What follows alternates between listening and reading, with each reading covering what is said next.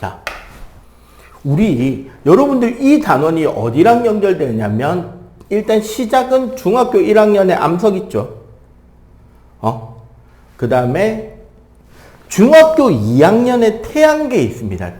지구, 달, 태양계. 그 중에 태양계 행성별 특징이 시험 범위로 아마 시험 친 적이 있을 거예요. 그 두 개랑 연결이 되는 게 여기라고 생각하면 돼. 우리 지금 봐봐. 원소라는 개념은 세상, 즉 물질을 구성하는 기본 요소가 원소잖아. 그 중에 우주를 구성하는 원소, 양 많은 것부터 순서대로 따지면 수소 74%, 헬륨 24%, 나머지 기타 등등 이렇게 되죠. 그 다음에 우리가 중학교 때 배운 걸 살짝 가져오자면 지각을 구성하는 원소가 또 따로 있긴 해요. 지각을 구성하는 원소 제일 많은 것부터, 원래 옛날에는 8개를 외우게 했는데 요즘은 한 3, 4개까지만 알면 돼요. 원래 시험 칠 때도 앞에는 한 3, 4개만 나오고 말아. 뭐가 제일 많게? 지각. 산소, 규소, 알루미늄, 철. 지구는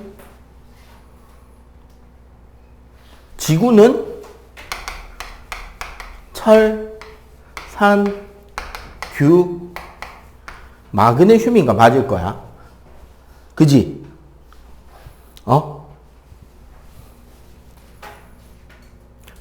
그리고 하나 더, 생명을 구성하는 원소는 제일 많은 게 뭐다? 산, 탄, 수, 질이에요. 자, 요거를 보고 우리가 이해해야 되는 건 뭐냐? 첫 번째, 요 모든 건 여기에 들어있죠. 예, 원래, 자, 요거 두 개는 언제 만들어진 거야? 수소, 헬륨은. 요 둘은. 얘네들은 빅뱅에서 만들어졌잖아.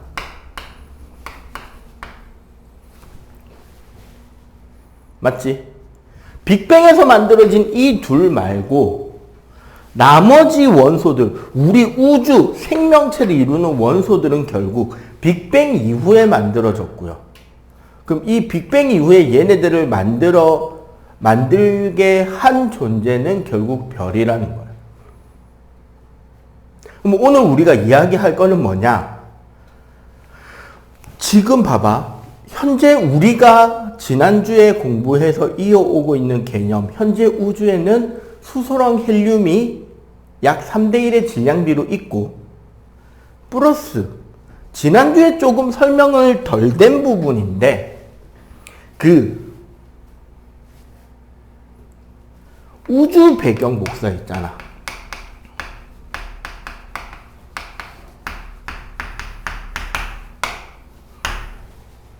지난주에 우리 수업 내용에는 우주 배경 복사가 있다라는 것까지 이야기를 했잖아요. 여기서 이번 개정이 되면서 좀 빠진 부분이 있는데,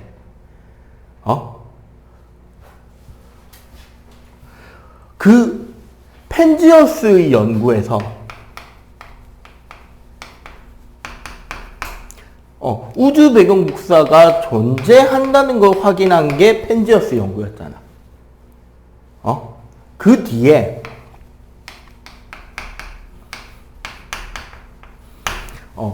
인공위성에서 적외선을 탐지하는 장치를 가지고 우주 배경 복사를 전 우주에서 관측을 했어. 그게 이제 인공위성 이름을 따지면 코비, WMAP, 플랑크, 요거 인공위성 이름입니다. 이렇게 쭉 관찰하면서 아주 디테일하게 관찰한 결과가 0.x 켈빈의 온도차가 존재한다는 거예요. 어디에? 우주에. 우주 공간에 미세한 온도 차이가 존재한다. 근데 이 온도 차라는 거는 뭐다?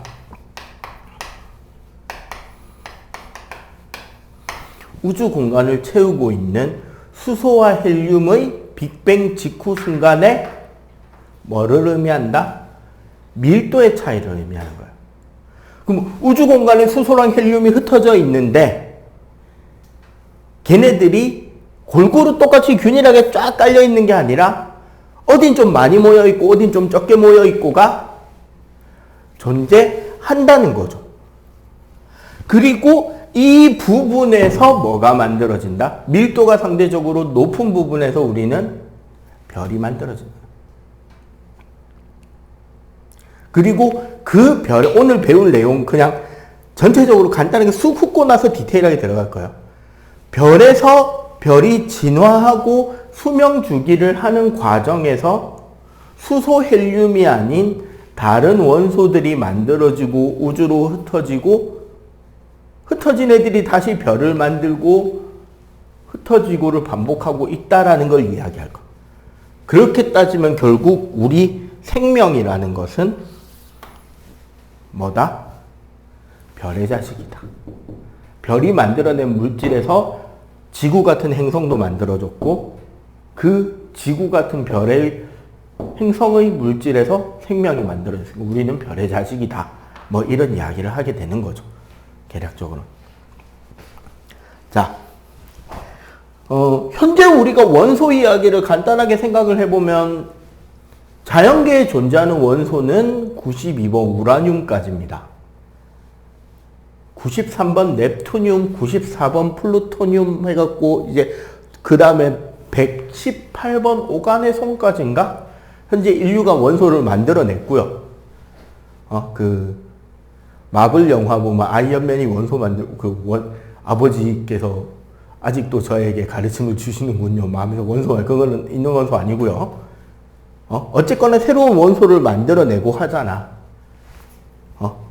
그 과정 자체가 왜 그렇게 되는지나 그런 것들도 이제 아마 단계 배우게 될 거예요. 자, 봅시다.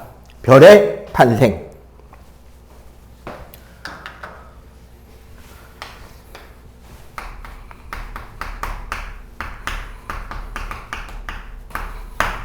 잠깐만 화면 조금 조절해 볼까? 나보다 저게 더 중요하니까. 어느 쪽이 더 잘 보이나? 밖에 조금 더.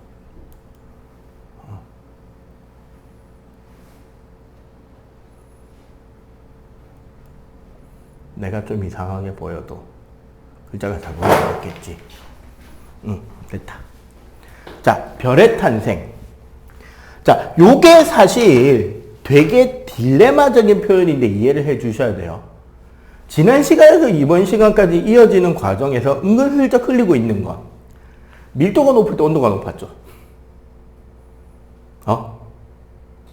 그런데 요것만 조금 예외입니다. 별은 어디서 만들어지냐면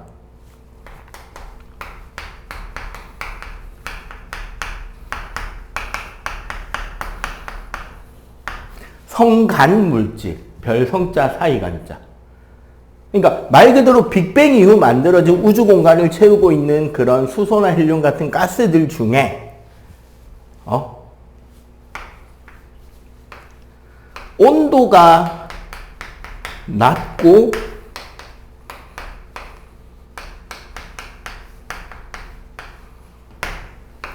요게 좀 애매하죠. 온도가 낮으면서 밀도가 상대적으로 높은 거.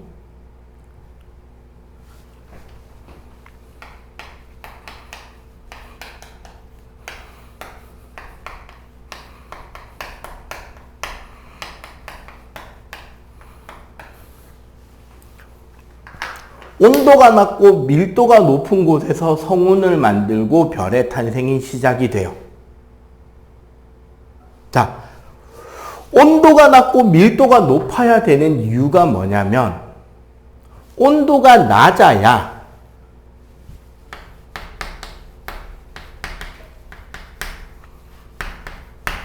입자 운동이 덜해. 밀도가 높아야 거리가 작기 때문에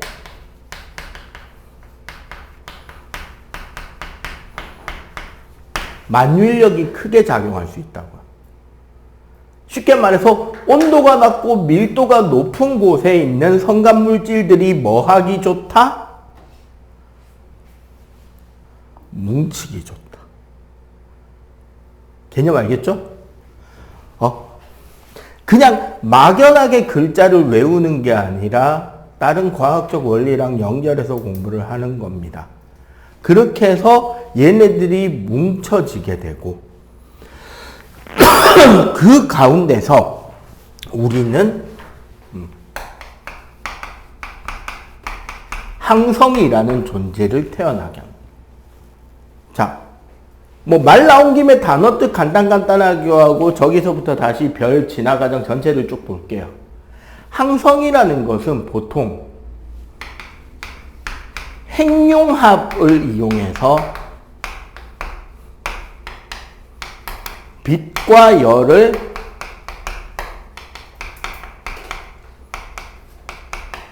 스스로 방출하는 것을 항성이라 그래. 우리 태양계에서 뭐가 있다? 태양이 있고 우리 태양계 밖에 우리 우주를 보면 보이는 별들이 전부 다 이 항성이라고 생각하면 돼요. 내가 수소핵융합이라고 안 한 이유는 좀 이따가 배울 겁니다. 그리고 그럼 우리 지구 같은 별들은 뭐라 그래요? 행성이라 그러죠.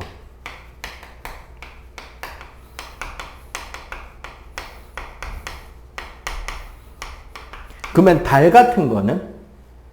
그치. 위성은 행성 주위를 공전하는 겁니다. 그리고 요 기본 틀에서 조금 더 추가로 언급하는 게 예를 들어 우리 태양계 같은 경우는 화성 목성 사이에 있는 소행성대랑 해왕성 바깥 영역에 있는 외소행성대가 따로 있죠. 소행성하고 외소행성 차이는 중력이 커서 동그랗게 만들어진 애들을 외소행성으로 부르고 중력이 부족해서 아직까지 미행성체 상태인 울퉁불퉁한 바위 덩어리 모양이 남아있는 상태를 그냥 소행성대라고 해요. 조금 그렇게 해서 구별을 하는 편입니다. 알겠죠? 자, 일단 요거 정리하고 계속 이어갈게요.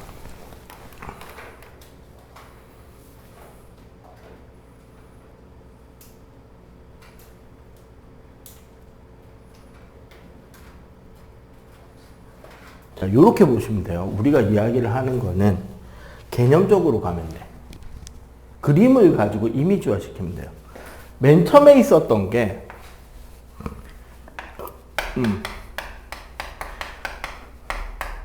성간물질에서 밀도가 높은 걸 우리가 성운이라고 볼 수 있어요. 보통 우리가 성운이라고 표시를 한다는 말은 우리 눈에 보이기 시작했다는 건데 그러니까 성운처럼 밀도가 높은 성간물질이 있다는 거지. 성간물질 덩어리가. 얘네들이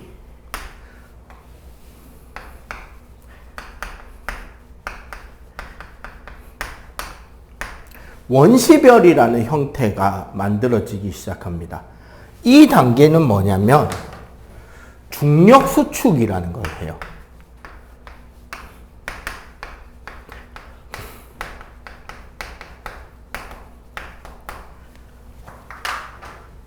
가스 덩어리들이 그 중에 더 밀도가 높은 녀석들이 만유인력을 크게 작용하잖아.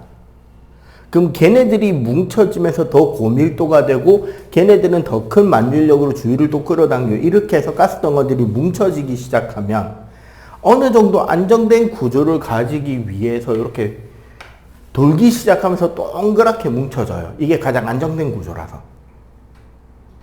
별이 다 동그랗게 생긴 거야. 이렇게 뭉쳐지게 되면 특징이 뭐냐면 이거 위치 에너지의 개념으로 생각하면 이렇게 뭉쳐지면 에너지가 감소하는 거예요. 그리고 이렇게 압축이 되다 보면 자기네들끼리 부딪히고 충돌하는 횟수가 증가하고 압력이 증가하기 때문에 저절로 어떻게 되느냐? 온도가 올라가. 그 과정으로 원시별이 되면 빛이 납니다. 근데 이게 핵융합에 의한 빛이 아니라 중력 수축에 의한 복사 방출을 시작해요.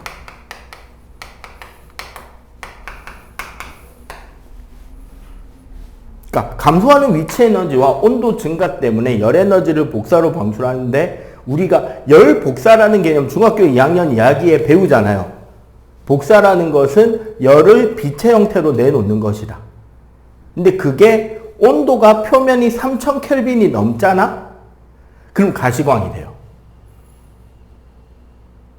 그거 아니더라도 일부 입자들은 그 영역대에 포함되기 때문에 우리 그런 거 애국가 나올 때는 그럴 때 한 번씩 보이잖아요. 그 제철소에 빨간 쇠물 보면 되게 빛이 나잖아. 근데 뜨거워서 빛이 나는 거예요. 그게 열 복사 방출이거든. 그게 일어나 별에. 원시별에서. 아직까지는 별 아닙니다. 그리고 이 과정에서 자, 여기 온도는 기억해 주셔야 됩니다. 중심 온도가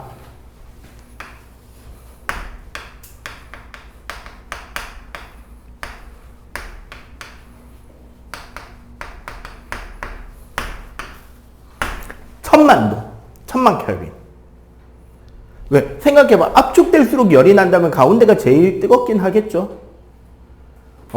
그 중심 온도가 1000만 켈빈이 되면 그때부터 이 별의 중심 핵에서 뭐가 일어나면 수소가 헬륨으로 바뀌는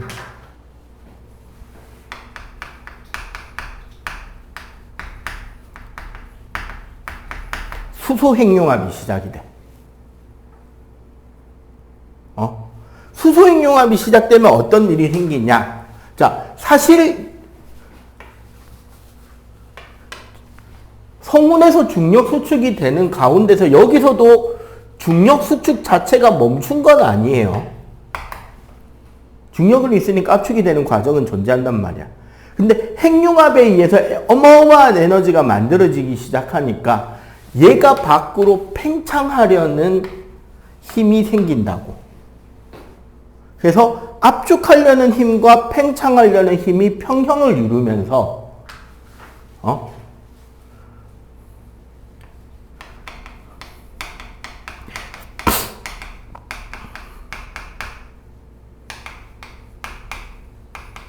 핵융합하는 과정에서의 팽창이 같아지면서 별의 크기가 안정기에 들어갑니다. 딱 일정한 크기로 유지가 되는 시기가 생겨요. 우리는 이 안정기 상태를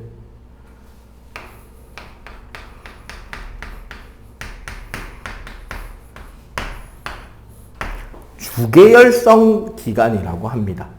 흔히 우리가 말하는 별이라고 하는 시기의 대부분이 여기에요. 태양도 여기를 지나고 있는 중이고. 근데 여기서 재밌는 거는 뒤에 가서 어차피 이야기할 건데 질량이 작을수록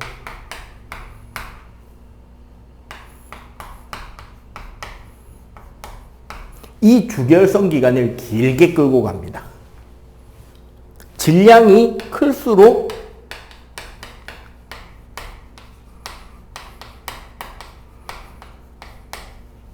그 기간이 짧아져요. 이거는 왜 이러냐면 여러분들 용돈 생각해보면 답이 나와요. 예를 들어 뭐 일주일에 5,000원이다. 뭐 이렇게 딱 용돈을 받는다고 치면 그냥 학교 가는 5일 동안만 써야지. 그럼 1,000원, 1,000원, 1,000원, 1,000원, 1,000원. 아니면 학교 가는 5일 동안은 학교에서 급식 나오고 이래저래 뭐 갔다 와서 집에서 밥 먹고 학원 가기 바쁘니까 하루 500원씩만 쓰고 주말 이틀 동안 나는 1,000원, 1,500원에서 2,500원을 쓸 거야. 뭐 이렇게 딱 용돈이 딱 적당한 양이 딱 정해져 있으면 계획대로 쓰다가 좀 아껴 쓰기도 하고 조금 더 쓰기도 하면서 대충 일주일을 살잖아. 그런데 명절 때 큰 용돈을 확 받으면 그게 너희들 생각이 어떻게 돼요? 아, 일주일에 5,000원, 한 달에 2만 원을 받는데 용돈을 10만 원 받았네? 5달 동안 나는 2배로 살 수 있겠다가 되냐? 안 되지. 어떻게 돼? 우와, 돈 생겼다. 이어폰 사야지. 이어폰 케이스 사야지. 하츄핑 캐릭터 이쁘던데 하츄핑 캐릭터 사야지. 맞죠? 그러다가 이제 파산핑이 되어가죠, 점점. 큰 돈이 생기면 어떻게 돼? 크게 지르고 금방 끝나잖아. 별도 똑같아요. 무슨 문제가 있냐면, 주계열성이 끝나는 거는 중심부의 수소가 모두 헬륨으로 바뀌면 수명이 끝이야. 근데 여기서 질량이 크다라는 말은 일시당초 여기에 가스 덩어리가 이만한 게 모였다는 거잖아. 이만한 게 압축되면 더 큰 원시별이 될 거고, 그게 압축되는 과정에서 1000만 켈빈을 넘는 영역이 훨씬 더 크겠지. 그러니까 질량이 큰 별이 만들어지면 나가는 수소가 너무 많이 생기는 거야. 소비가 너무 빨리빨리 돼버린다고, 수소의 소비가. 그럼 아무리 많이 뭉쳐봐야 금방 수소 핵융합 과정이 끝나버리는 거야. 왜? 온도가 너무 높아서. 온도가 너무 높아서 반응을 너무 많이 하기 때문에 반응이 너무 빨리 끝나서 수명도 빨리 끝나요. 온도가 낮으면 깨작깨작 반응하니까 쭉 살게 되는 거예요. 그래서 우리 태양은 약 100에서 120억 년 정도를 예상합니다, 수명을. 지금 태양 나이가 한 45에서 50억 년이니까 사람으로 따지면 선생님 나이쯤 된다고 보면 되겠네요. 태양 나이 1억 년에 사람 나이 1살 치면 태양이 지금 45에서 50억 년 딱 내 나이네. 선생님! 그럼 여기서 질문. 1000만 켈빈 안 되면요? 너무 조금 모이면 이 온도 못 올라갈 수 있잖아. 그럼 여기서 죽어요. 갈색의 성이라고.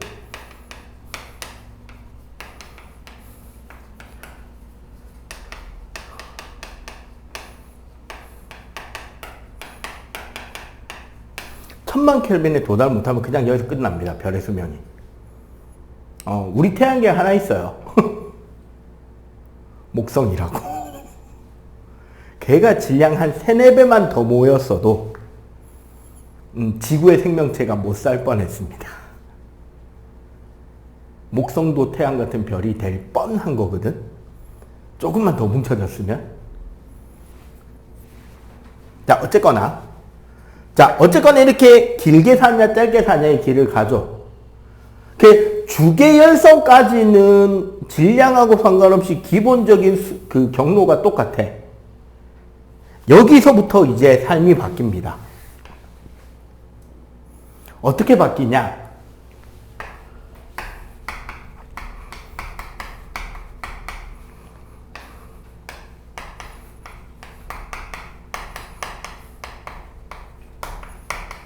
태양급이냐, 태양보다 10배 큰 급이냐, 체급별로. 태양 정도 되는 별의 미래는요,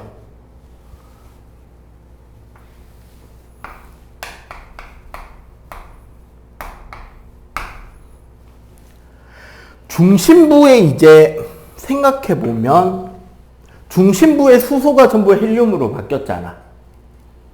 맞죠? 그러면 반응이 끝난 상태에서 헬륨이 중력 수축을 시작돼요. 중심핵이. 헬륨이 중력 수축을 시작하면서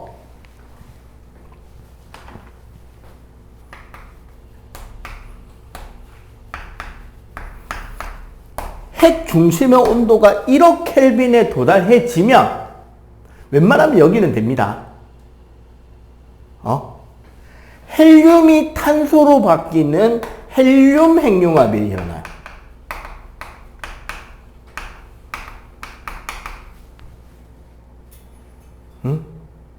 그렇게 되면 이 헬륨 핵융합이 일어나는 주변에서는 수소가 일부 헬륨으로 바뀌기도 하고요. 요거는 잘 안 나옵니다. 통과에서도. 그리고 문제는 그 바깥에야. 헬륨이 중력 수축하면서 헬륨 핵이 중력 수축하면서 열 에너지 방출은 일어나기 시작한다고. 그 에너지 방출로 별 주변부에 있던 수소는 팽창해서 밖으로 밀려나요. 즉, 별 자체가 되게 둥그렇게 커집니다. 수소는 밖으로 이렇게 밀려난 거죠. 이렇게 밀려난 이 단계를 우리는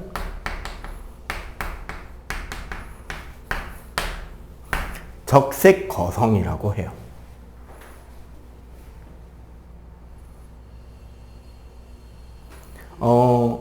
우리가 보는 정갈 자리에 1등성인 안타레스라고 하는 빨간 별이 있거든. 그 다음에 뭐 요즘에 이제 겨울철이니까 저기 오리온 자리 왼쪽 어깨인가에 해당하는 별 이름이 베텔기우스라는 별도 있어요. 걔네들이 이제 요 동네라고 보시면 아닌가? 요 다음 동네인가? 어쨌거나 그런 붉은색이면서 되게 큰 별로 갑니다. 이거 적색거성이라고요.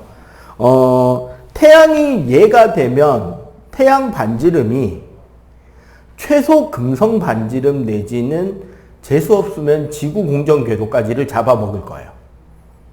그냥 팅팅 부어오르는 거야. 금성까지 잡아먹어도 지구에서는 이제 생명이 못 살죠. 생각해봐. 아침에 눈을 떴는데 하늘 절반을 가린 태양을 볼 수 있는 거야. 그럼 뭐 해야 돼요? 인터스텔라 해야 되는 거야. 지구를 버려라! 그때까지 인간이 살 수 있을지는 한 40억 년에서 50억 년 남았는데 인간의 자로 생각하면 안 되죠. 이렇게 되고요. 요 단계가 더 지나가면 이제 이 별은 끝납니다. 수명이 한 주기가 끝나요. 자, 중심핵에 지금 뭐가 만들어졌죠? 탄소. 고온 고압의 환경에서 아주 잘 단련된 탄소 덩어리가 만들어졌죠. 이 뒤에 여기서 그 다음은 이제 몇 도가 필요하냐면 3억 켈빈이 필요한데 태양 정도 사이즈의 별에서는 다시 탄소가 수축해서 3억 켈빈에 도달하지는 못해요. 그러면 요 탄소가 가운데 남겠죠. 탄소 핵이. 쉽게 말하면 별 크기만한 다이아몬드 덩어리가 우주 공간에 생기는 겁니다. 이걸 우리는 뭐라 그런다?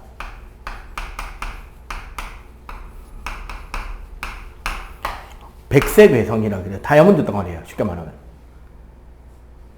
그러고 아까 여기 있었던 여기서 남은 헬륨이나 밖으로 팽창하던 수소들 있잖아. 얘네들은 어떻게 되느냐?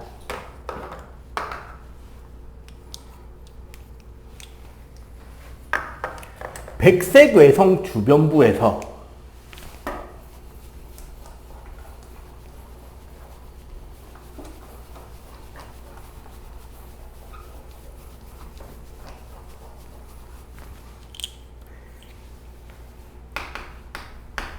행성상 성운이라 그래가지고 둥근 고리 모양의 가스층을 이루게 돼요. 그러면서 저 행성상 성운은 저기서 점점 커지면서 흩어져서 싹 사라져 가는 거예요. 그렇게 해서 흩어지면 여기네. 이제 부활해야죠. 요건 이제 어떤 거다? 태양 정도 사이즈인 별이 가는 길. 이해가 되죠? 그러면 태양보다 최소 10배 이상 더 큰 별은 어떻게 사느냐? 정확하게는 어떻게 죽어가느냐가 되는 거죠.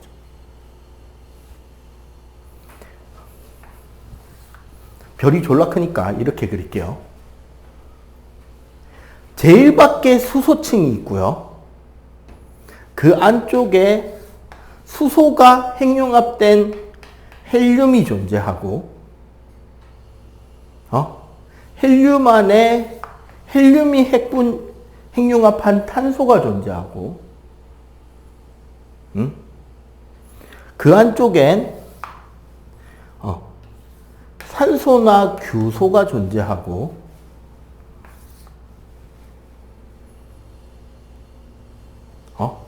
산소가 존재하고 규소가 존재하고 제일 안쪽에 철이 생깁니다. 그러니까 아까 여기서 온도가 그 다음 온도에 도달하지 못해서 핵융합이 끝난다 그랬잖아. 근데 이만큼 무거운 별은 계속 핵융합이 가능한 거야. 수소가 헬륨 되고 헬륨이 탄소 되고 탄소가 산소가 되고 산소가 규소가 되고 규소가 철이 됩니다. 마지막에 규소가 철이 될 때 무려 2에서 30억 켈빈이 필요해요. 근데 문제는 이거야. 아까 여기서 이야기했죠. 핵은 중력 수축하고 바깥층은 팽창돼서 밀려나간다 그랬지. 그러면 내부가 조금은 분리되고 약간 불안정해진다는 느낌이잖아요. 안에 핵은 쭈그러들고 바깥은 퍼지니까. 근데 얘는 이 모든 층이 만들어지는 과정에서 그게 계속 일어나는 거야. 그럼 내부가 거의 너덜너덜해져 있겠죠, 뭐. 팽창하고 압축되고 팽창하고 압축되고 압축되고 팽창되고 압축되고 팽창하고. 그래서 별 내부가 매우 불안정해지기 때문에 이렇게 매우 커다란 이 상태, 초고성 단계를 지나면 변광성이 됩니다. 보통 우리는 얘네들을 맥동변광성이라 그러는데 이 개념이 지난주에 언급이 된 적이 있습니다. 언제? 그쵸. 안드로메다 은하에서 허블이 발견한 변광성이 얘야. 별이 내부가 불안정해지니까 어떻게 되냐면 별 전체가 중력으로 크게 쫙 쭈그러들면 내부 온도가 올라가죠. 그러면 내부에서 에너지 방출이 더 활발해져서 밝아지잖아. 그러다가 압축이 다 되고 나면 내뿜는 에너지가 크니까 다시 얘네들이 팽창돼서 밀려나요. 그럼 얘를 팽창시키는데 에너지를 쓰니까 별이 어떻게 돼? 어두워져. 그렇게 팽창이 돼서 할 때까지 팽창이 되고 나면 다시 중력 때문에 압축이 돼.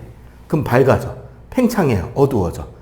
밝아졌다 어두워졌다 밝아졌다 어두워졌다 마치 심장 뛰는 것처럼 별이 밝아졌다 어두워졌다 밝아졌다 어두워졌다를 반복하다가 그럼 이 폭이 점점 줄어들까요? 점점 커질까요? 점점 커진단 말이야. 흔들리는 폭이. 그러다가 버틸 수 없을 만큼 어느 안정된 한계 이상으로 압축이 되면 내부 온도는 엄청나게 올라가고 내부 압력도 엄청나게 올라가죠. 에너지 밀도도 무진장 높아질 거 아니야.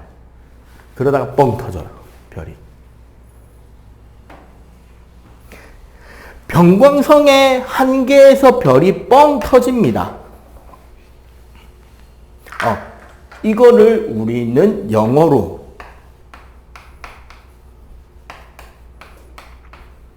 슈퍼노바라 그럽니다. 노래 제목이죠.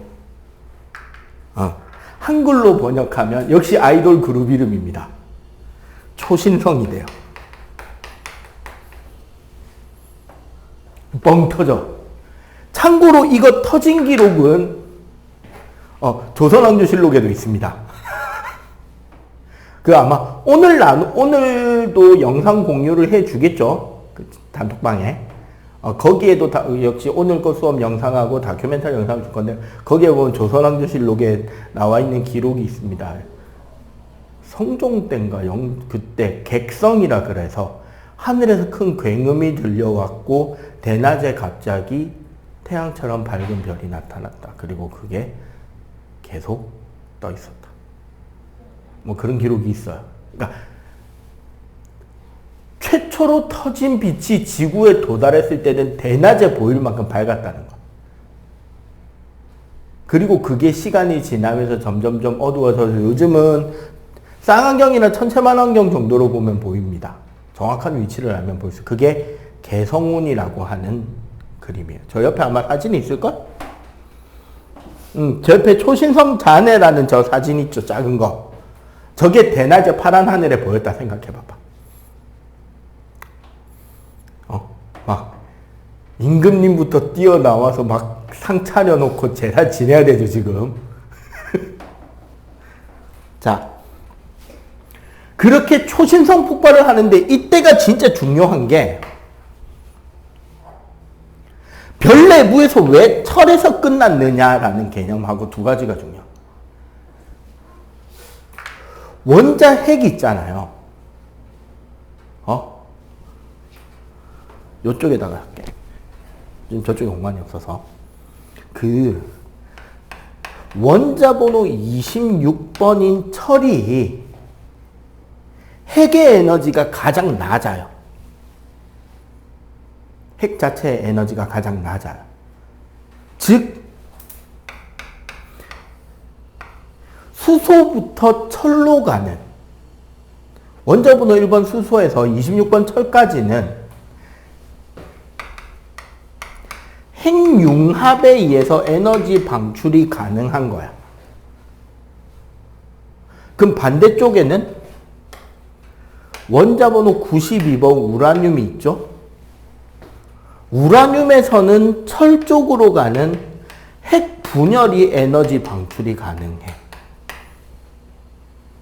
즉, 핵융합으로 에너지를 방출하면서 만들 수 있는, 즉 발열 과정으로 만들 수 있는 가장 안정된 원자핵 구조는 철이라는 거예요. 그래서 핵융합으로는 어디까지 만들 수 있다? 철까지만 만들어져. 그러면 철에서부터 우라늄이 되려면 에너지가 높아지잖아.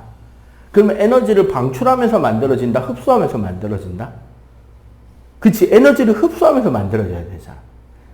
에너지를 흡수하려면 주위의 온도나 에너지량이 무진장 높아야 되잖아요.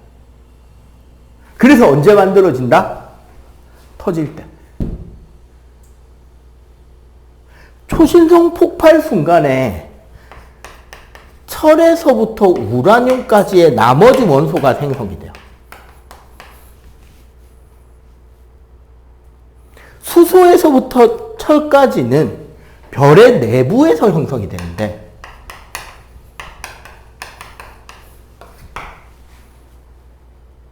철 이후의 원소들은 초신성 폭발하면서 생성됩니다. 그리고 그 파편들은 온 우주로 흩어지니까 그 다음 별을 만들겠죠. 그리고 이 초신성 폭발이 끝나면 아까 적색 거성에서 백색 외성 남은 것처럼 중심부의 핵은 철보다도 엄청나게 훨씬 더 밀도가 높아진 덩어리의 핵이 남겠지. 그 중심 핵에서 나온 게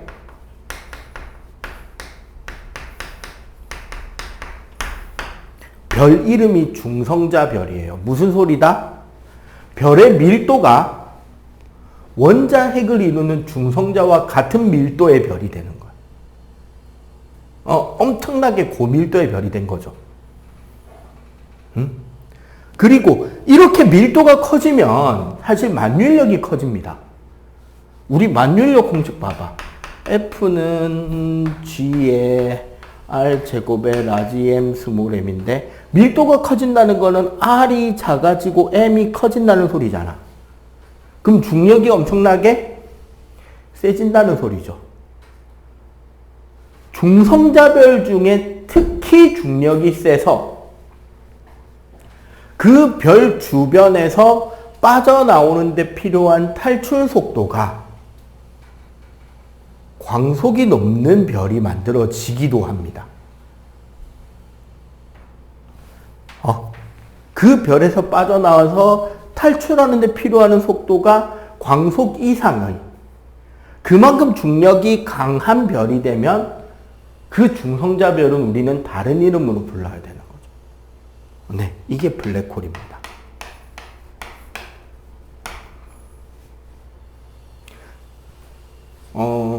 요건 좀 다른 이야기인데 블랙홀 관련해서 알버트 아인슈타인의 일반 상대성 이론으로 중력을 설명하거든요, 요즘은. 그게 무슨 개념이냐면, 어떤 질량을 가진 물체가 있으면 우주 공간이 이 질량 때문에 이렇게 휘어진다라고 설명을 하는 거예요. 일반 상대성은. 우리 트램펄린 있잖아요. 봉봉, 방방, 팡팡, 덤블링 등등으로 불리는 트램펄린. 거기에 커다란 쇠구슬 하나 가운데 놔두면 이렇게 쑥 들어가잖아. 그렇게 공간이 왜곡이 되는 거야. 그럼 여기에 다른 질량을 작은 걸 가지면 얘는 요렇게 휘어지게 되는데 얘가 휘어진 게 너무 크잖아. 그럼 얘가 대굴대굴 굴러 떨어지겠지. 이걸 중력이라고 설명했다. 응? 그럼 이 얘 질량이 엄청나게 크면 어떻게 될까? 구덩이가 엄청나게 깊게 파이겠죠. 맞지? 그러면 여기서 어떤 질량을 가진 공이 속력 V로 쏴 올린다면 이 공이 가진 운동 에너지가 요 깊이에서 요 공간 왜곡 바깥에까지 빠져나오는 위치 에너지를 고려해서 빠져나올 수 있냐 없냐를 설명할 수 있겠죠. 이건 여러분들 너희들 시험 범위하고 딱 겹치지. 역학적 에너지 보존을 설명하는 거예요, 그대로. 그러면 여기를 빠져나오는데 필요한 속력이 광속이 되는 깊이가 있을 거 아니야. 맞지? 이 면이 별 안쪽에 있으면 별 무리가 없는데 별 바깥쪽에 이 영역이 생기면 이 선 위에서는 빠져나올 가능성이 생기죠. 맞지? 이 깊이 밑에서는 죽어도 못 나오지. 빛도 못 빠져나오니까. 그죠? 우리는 이 선의 이름을 영어로는 Event Horizon, 우리말로 바꾸면 노래 제목이 됩니다. 사건의 지평선이에요. 윤하 노래에 사건의 지평선이라는 노래 있잖아. 그 노래 맨 마지막 구절이 그거잖아. 이제는 그 너머로 안녕.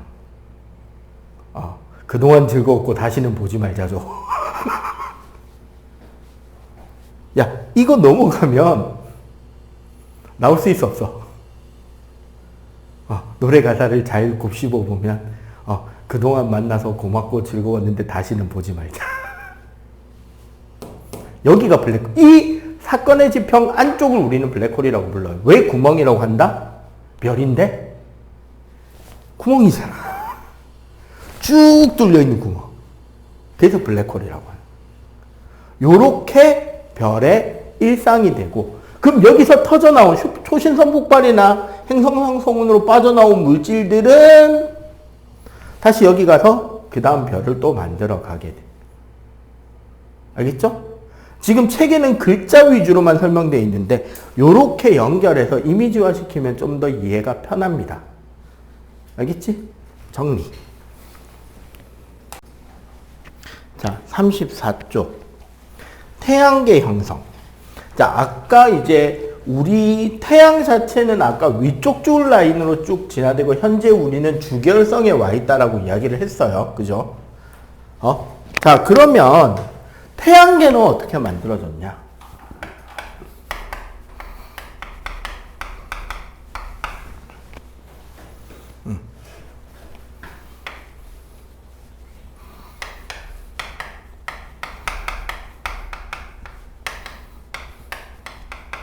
우리 태양계를 만들게 된 태양계 성운이 존재했어요.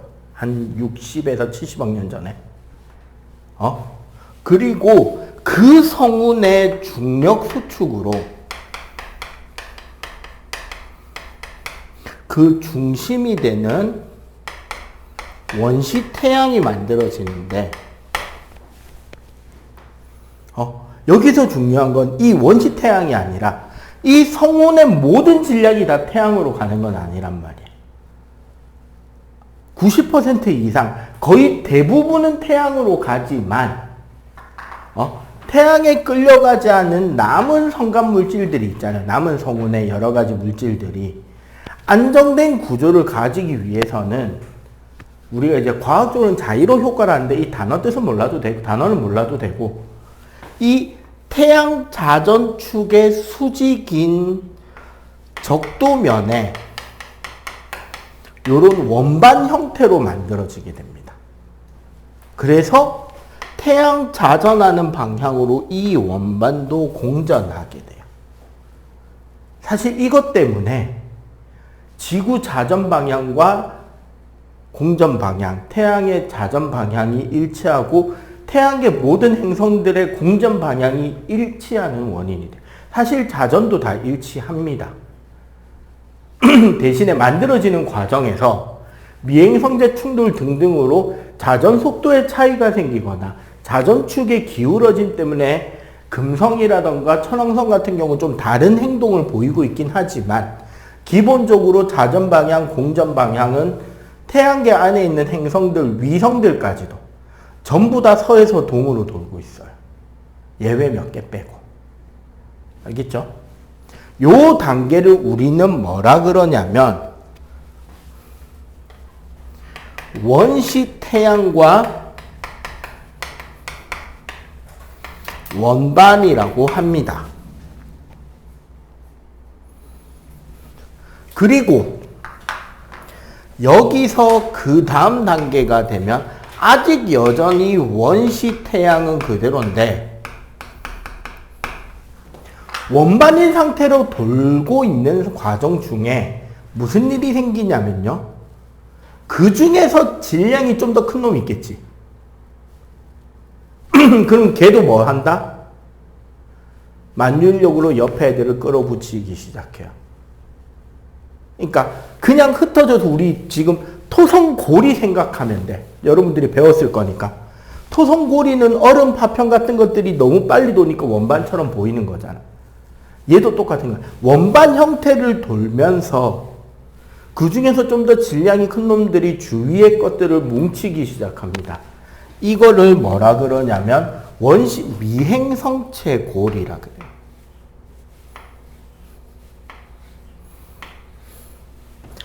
원반의 각각의 일부들이 뭐를 만든다?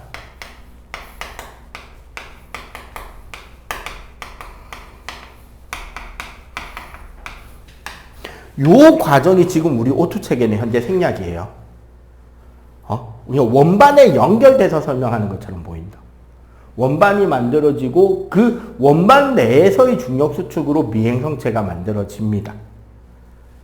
그리고 여기서 태양이 만들어져. 원시 태양이 드디어 주계열성인 태양으로 진화하게 됩니다. 태양으로 진화를 하게 되면 얘는 뭐를 한다? 에너지를 방출할 거 아니야. 빛과 열을 방출하겠죠. 이 과정에서 어느 정도 영역선을 기준으로 안쪽은 고온의 상태, 바깥쪽은 상대적으로 저온의 상태가 유지가 되겠지. 가까우면 더울 거 아니야. 이 환경적 차이로 태양 안쪽에 있는 아이들은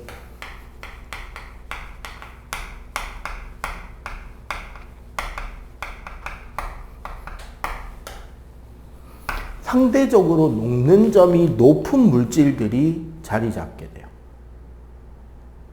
녹는 점이 높은 물질들이면 뭐죠? 철, 규소, 니켈 같은 금속 성분들인 거. 요거 여러분들 중2 때 배웠으면 태양계 행성들 지구형, 목성형 나누기가 요걸로 끝나. 그거 생각하면 돼요. 그러면 여기에 바깥 영역은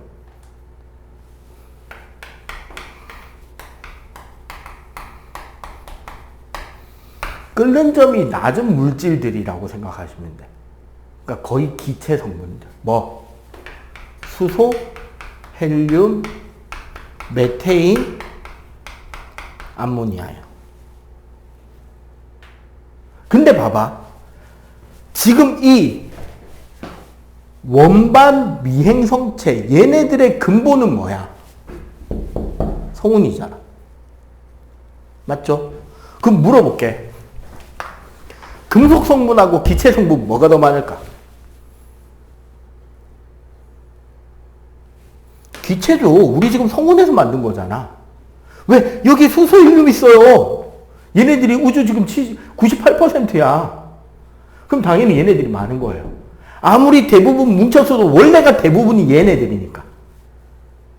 그러면 요 안쪽의 녀석들은 어떤 특징이 되느냐?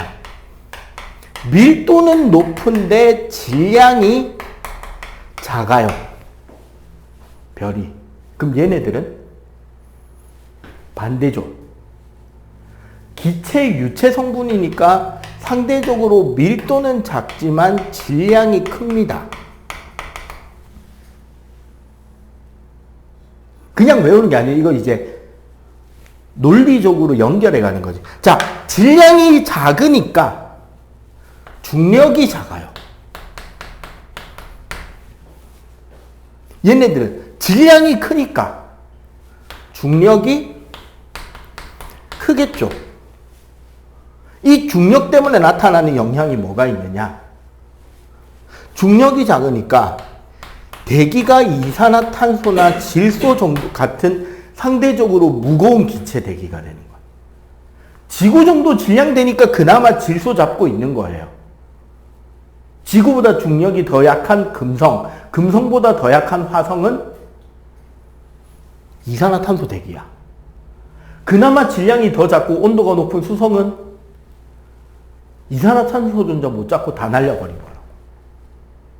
알겠어요? 그럼 얘네들은 중력이 크잖아. 그럼 얘네들의 대기는 수소 헬륨인 거죠. 수소 헬륨, 메테인, 암모니아인 거야. 대기 성분 자체가.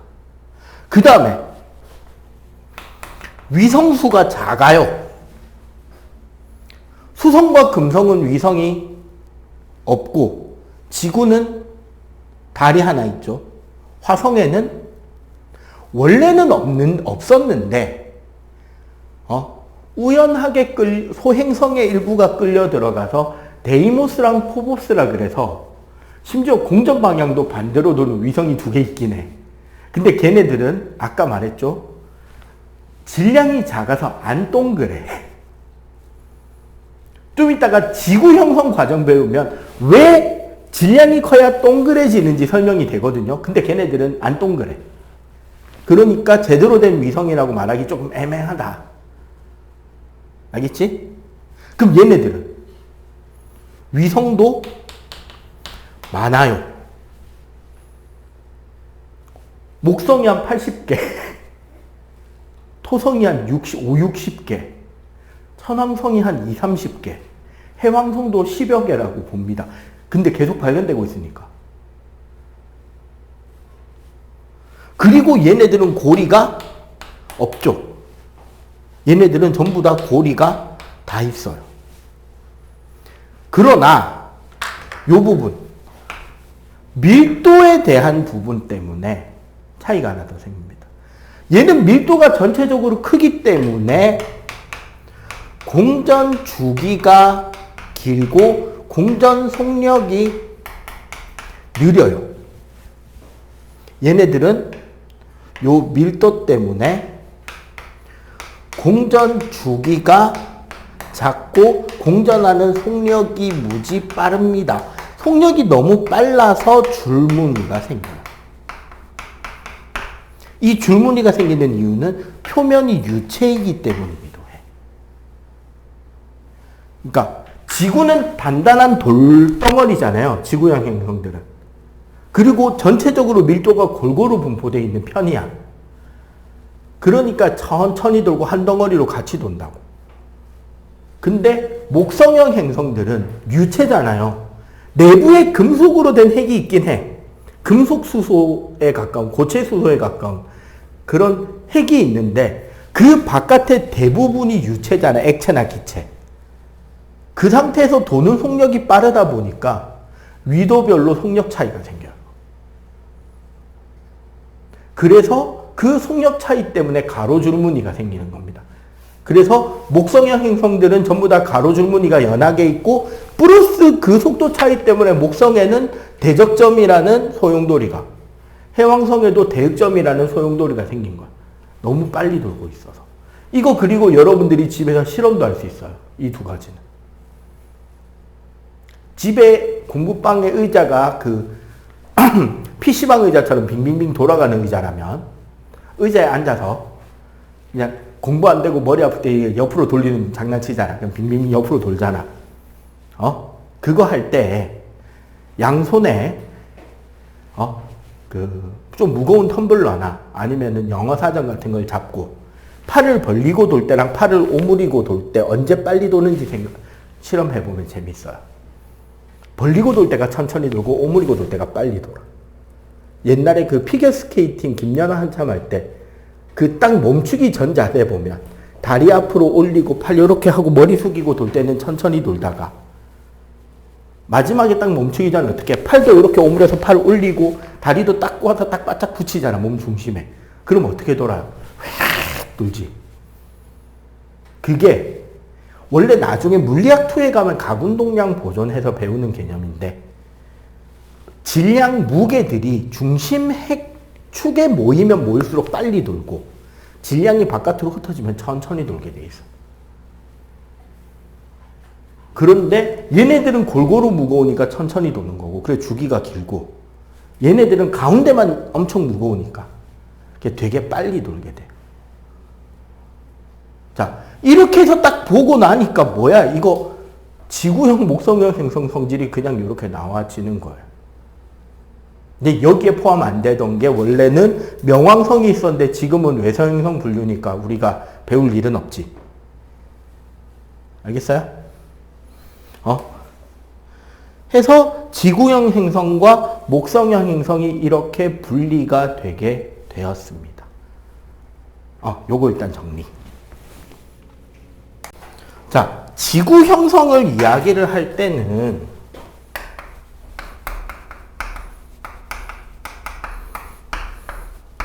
원래 뒤에 가서 배워야 되는 부분이긴 하지만 이거를 좀 주목해 주면 좋겠어요.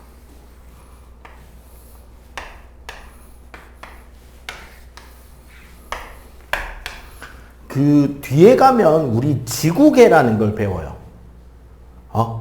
지구라고 하는 하나의 거대한 시스템 체계는 어떻게 구성되느냐인데 이렇게 보시면 돼. 기권, 우리 대기로 된 부분이죠.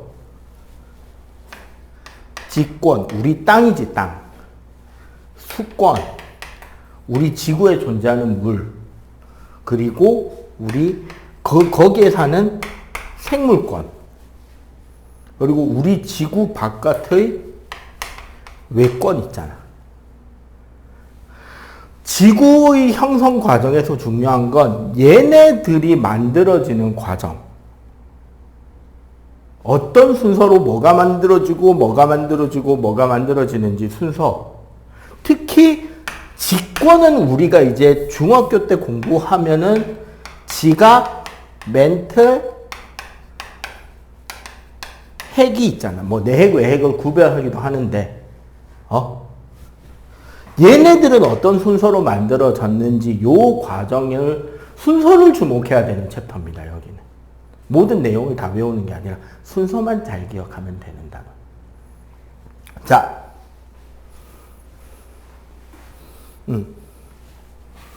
결국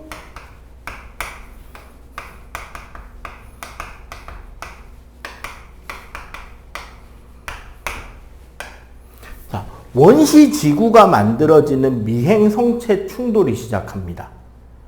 쉽게 쉽게 말하면 마리조아 미행성체 우주 먼지 티끌이라고 하지만 매우 커다란 바위, 뭐 저기 설악산 울산 바위 이런 바위들이라고 생각해야 돼요. 최소한 그런 바위들이 막 충돌로 이렇게 충돌하면서 이렇게 뭉쳐지기 시작해. 덕지. 이 단계를 우리는 미행성체 충돌이라고 합니다. 이 과정에서 질량과 크기가 증가하겠죠. 그리고 참고로 미행성체 충돌은 꽤나 오랫동안 계속합니다.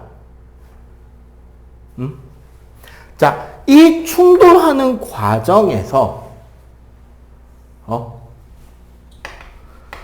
충돌되는 열과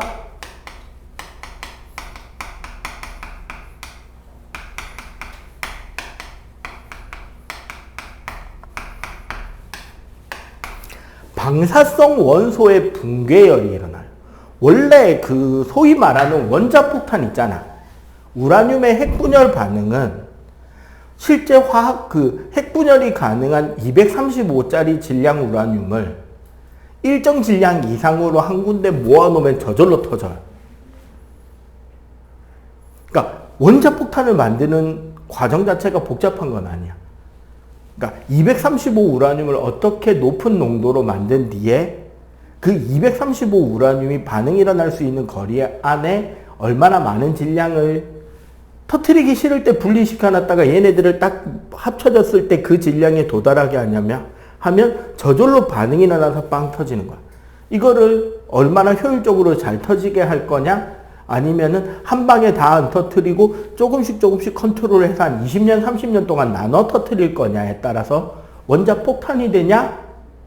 원자력 발전소가 되느냐의 경로로 가는데, 미행성체들이 충돌하면서 아까 우리 초신성 폭발이나 이런 거에서 나온 그 파편 우주에 있는 그 각 물질들이 성운에 섞여 있다가 그 고체 물질들이 뭉쳐지기 시작하는 거잖아. 그러다 보니까 내부에 우라늄이나 이런 방사성 붕괴가 일어나는 원소들이 모이고 걔네들이 열을 내면서 녹아요. 이 바위 덩어리들이. 바위 덩어리 전체가 녹습니다. 그걸 우리는 마그마의 바다라고 합니다. 즉 미행성체 전체가 녹는 거죠. 근데 이렇게 마그마의 바다가 되면서 구체화되는 거죠. 둥글게 왜? 그 우주정거장 그 과학 실험실에 한 번씩 그 영상 같은 거 띄워주는 거 있잖아요. 우주 공간에 물방울 띄워놓으면 어떤 모양 돼요? 표면 장력 때문에 동그랗게 되잖아. 얘도 중력 때문에 동그랗게 되는 거예요. 그리고 이렇게 동그랗게 되고 안정된 구조를 가지기 위해서 돌기 시작하고 이 과정에 마그마에 포함되어 있던 뭐가 빠져나온다? 기체가 빠져나옵니다. 사실 마그마의 바다 과정에서 빠져나온 기체 성분들로 인해서 뭐가 형성이 된다?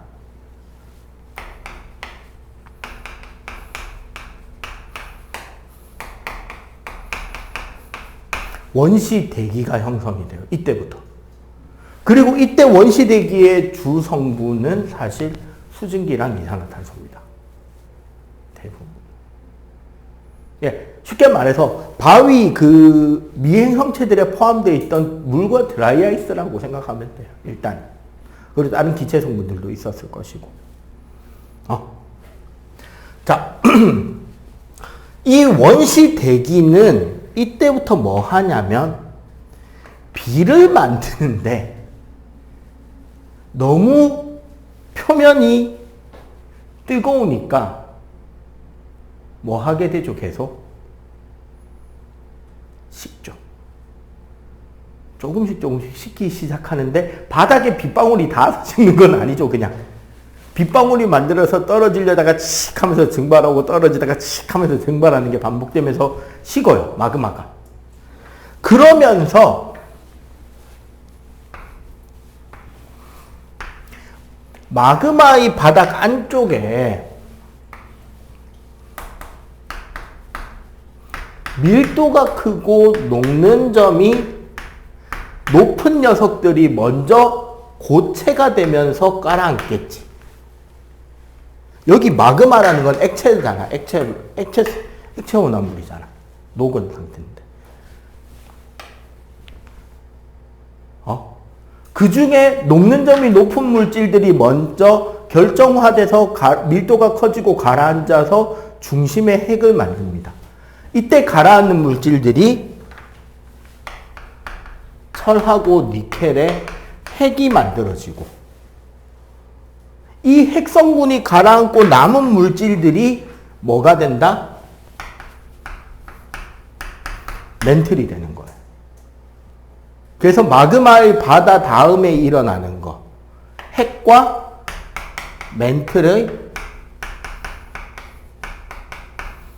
분리가 일어나는.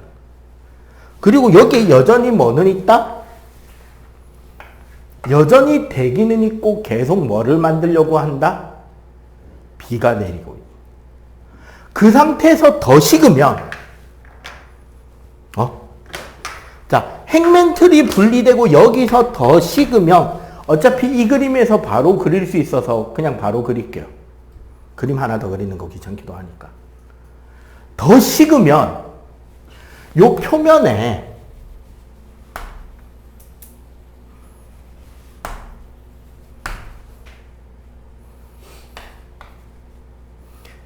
밀도가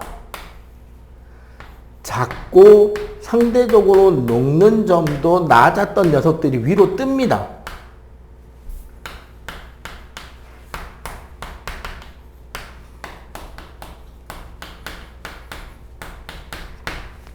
밀도가 낮은 녀석들이 떠올라서 굳기 시작해요. 얘가 뭐게? 네, 이게 지각입니다.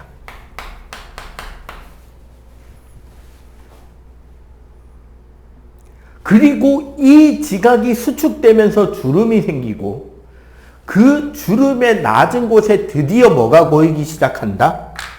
이 지각의 낮은 곳에 드디어 뭐가 보이기 시작한다? 지각 다음에 지금 하늘에서 뭐 어떤 일이 일어나고 있어요? 계속 비가 오고 있죠. 그 비가 드디어 지각이 됐잖아. 마그마가 아니잖아. 드디어 땅 거죽이 생겼다고. 그러면 거기 어디에 고일까? 낮은 곳에 고이겠지, 빗물이. 그렇게 고인 빗물이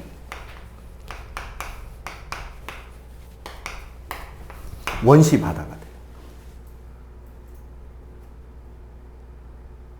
돼요. 그럼 봐봐. 미행 형체가 충돌하고 마그마 바다일 때 기권이 원시 대기에서 내리는 비로 인해서 핵이 생기고 핵과 멘틀이 나뉘어지고 멘틀에서 가벼운 게 떠올라서 지각이 되고 그 지각에 물이 고여서 바다가 됐고, 이때부터 대기의 여기서부터 이제 이론이 되게 다양하게 갈리는데, 일반적으로 현재 받아들여지고 있는 이론은 이때 대기 성분이, 이때 원시 대기가 수증기, 메테인, 암모니아, 이산화탄소, 뭐 수소 헬륨도 있겠는데 주로 얘네들이었다고. 요런 애들의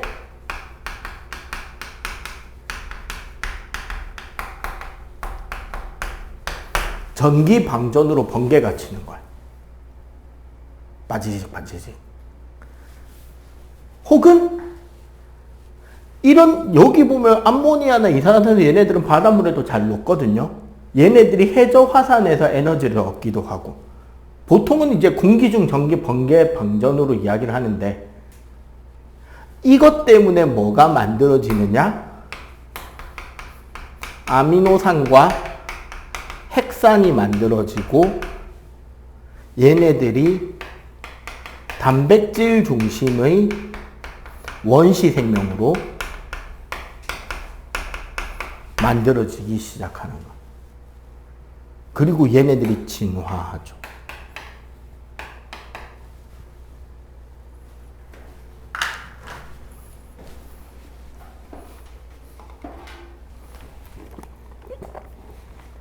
그리고 여기서 전기 방전은 대기에서 일어났지만 아미노산이 여기서 여기까지는 바다에서 일어나요.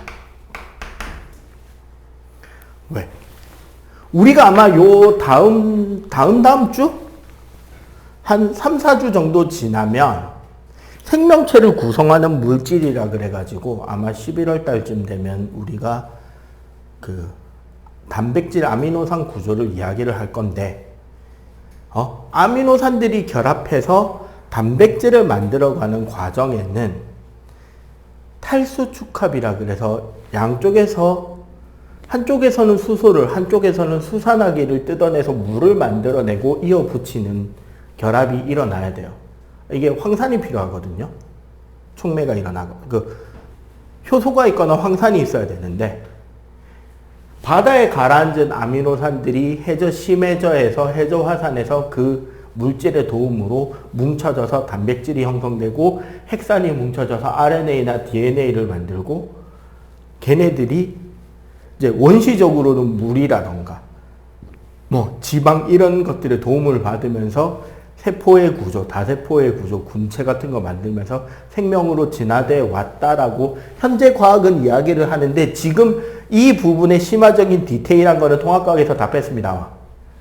통합과학 오면서도 빠졌고요, 이미.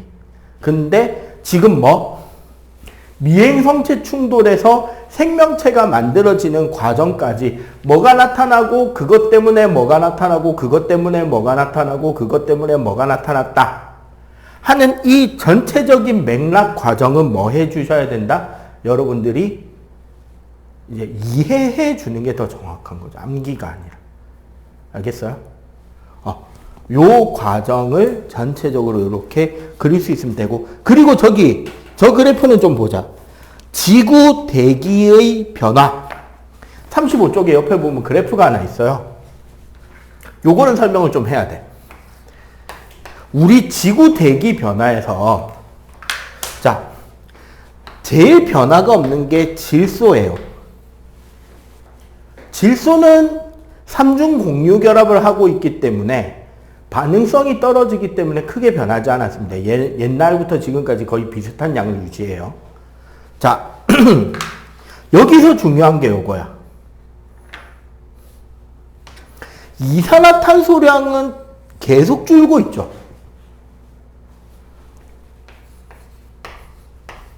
근데 여기 산소량 봐봐. 산소는 여기서 이래 가요.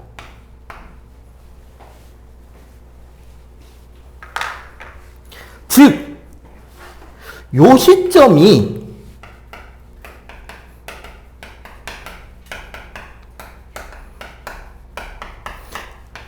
광합성이 시작한 시점이란 말이야. 생명이 탄생하고 생명체들의 진화 과정에서 광합성 생물이 태어나고 광합성을 시작합니다. 그럼 그 이전에 이산화탄소는 어디 갔느냐? 얘 어디 갔느냐? 어디 갔게? 석회석이 돼 있어요.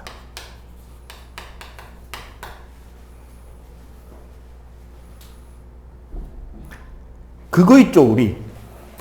석회수에 액기물 불어넣으면 어떻게 돼요? 뿌옇게 흐려지죠. 그게 뭐냐면 칼슘이온과 탄산이온의 결합으로 만들어진 탄산칼슘 앙금이거든요. 우리 석회수라는 게 수산화칼슘이란 말이야.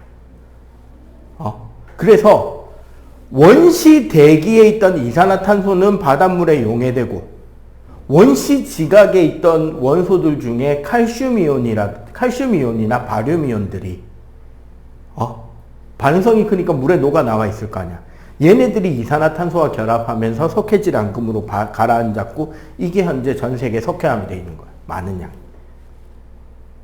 이거 말고 이제 그 외에 생각해봐. 조개 껍데기랑 산호초 모아봐야 얼마 만들어지겠냐고.